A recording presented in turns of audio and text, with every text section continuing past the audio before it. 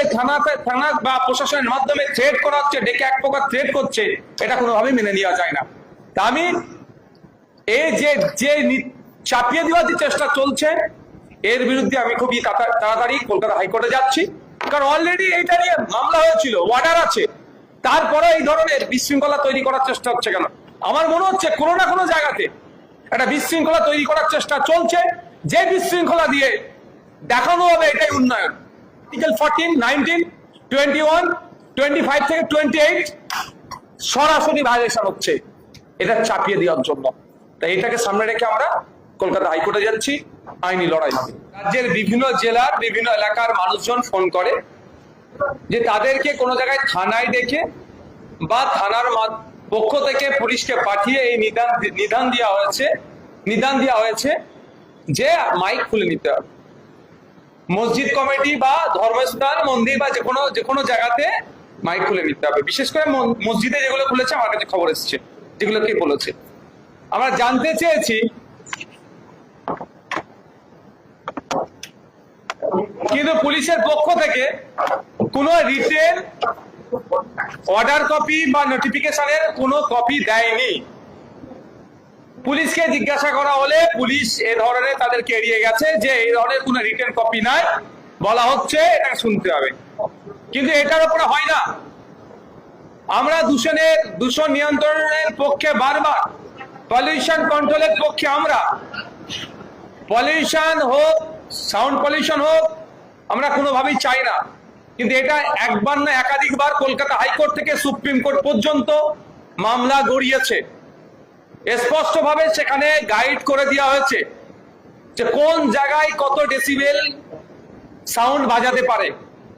পশ্চিমবঙ্গের দূষণ পরিষদ বলুন বা যে আইন আছে 2000-এর আইনের পরিপ্রেক্ষিতে 4টে ক্লাস করা আছে, 4টে পার্ট করা আছে: industrial area, commercial area, residential area, silence area বা জোন, যেটা কি বলুন। যে নিয়ম নির্দেশিকা আছে দিনের জন্য, তথা সকাল 6টা থেকে রাত 10টাকে দিন বলা হচ্ছে এই আইনের পরিপ্রেক্ষিতে, রাত 10টা থেকে সকাল 6টাকে বলা হচ্ছে রাত। কত ডেসিবেল বাজানো যাবে নির্দিষ্টভাবে করা আছে।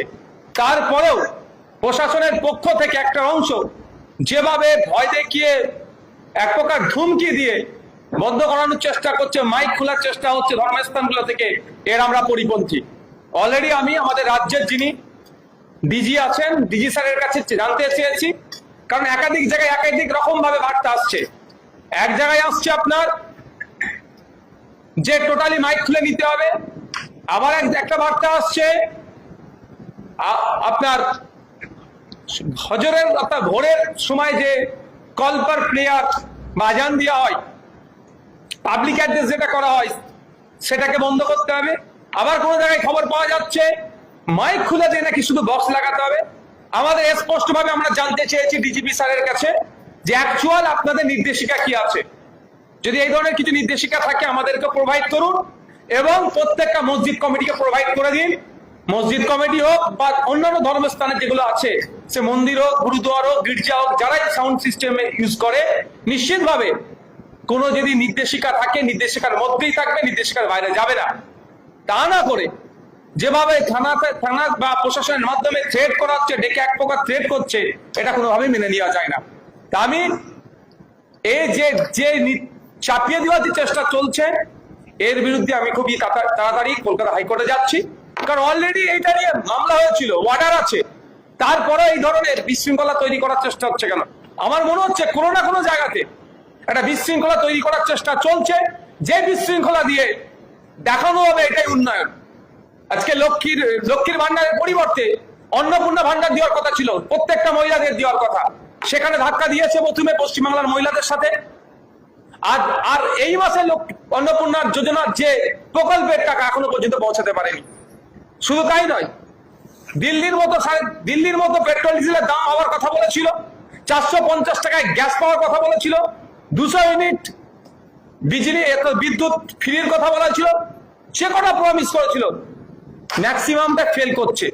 ফলে জনমানুষের যে ক্ষোভের সঞ্চয় রয়েছে, ক্ষোভের সৃষ্টি হয়েছে, আমার মনে হয় কোনো না কোনো কখন তাসলিমাকে ডেকে নিয়ে এসে ক্ষোভটাকে প্রশমিত করার চেষ্টা করেছিল। সমগ্র মুসলিম সমাজের মানুষ তাসলিমাকে পাত্তাই দেয়নি, সেটা ওষুধটা হয়তো কাজ হয়নি। তাহলে আমার মনে হচ্ছে নতুন করে একটা বিশৃঙ্খলা তৈরি করার জন্য অপচেষ্টা চলছে। শুধু তাই নয়, আর্টিকেল 14, 19, 21, 25 থেকে 28 সরাসরি ভায়োলেশন হচ্ছে, এটা চাপিয়ে দেওয়ার জন্য। তাই এটাকে সামনে রেখে আমরা কলকাতা হাইকোর্টে যাচ্ছি, আইনি লড়াই হবে।